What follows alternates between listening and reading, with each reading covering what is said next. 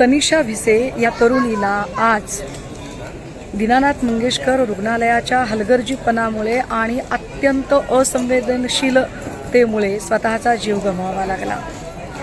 विशेष म्हणजे तनिषा भिसे या भाजपचे आमदार अमित गोरखे यांचे स्वीय सहाय्यक सुशांत भिसे यांच्या पत्नी आहेत आणि यासाठी म्हणजे तनिषा भिसे यांना रुग्णालयात दाखल करून घ्यावे म्हणून अमित गोरखे यांच्या कार्यालयातनं मंत्रालयातनं फोन आल्यानंतर सुद्धा मंगेशकर रुग्णालयाला जराही पाजर फुटला नाही किंवा थोडेही मानवीय दृष्टिकोनातून का होईना पण आपण एका प्रसूतीच्या वेदनेने विवळत असणाऱ्या तरुणीला दाखल करून घेतले पाहिजे असे वाटले नाही।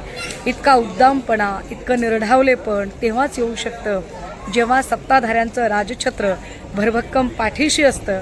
आणि दीनानाथ रुग्णालयाच्या बाबत तर अशा असंख्य तक्रारी होऊनही रुग्णालय मोठ्या दिमाखात उभं आहे। रुग्णालयाला मिळणारी जागा, मिळणारे प्रिव्हिलेज हे सत्ताधाऱ्यांमुळे आहेत हे वेगळं सांगायला नको, परंतु प्रश्न हा उरतो की जर सत्ताधारी आमदारांच्या निकटवर्तीयांच्या जीवावर बेतेपर्यंत सुद्धा जर रुग्णालयाला काहीच वाटत नाही तर आर्थिकदृष्ट्या दुर्बल घटकातील लोकांना तर हे रुग्णालय किड्यामुंग्यासारखं चिरडून टाकायलाही मागे पुढे बघणार नाही।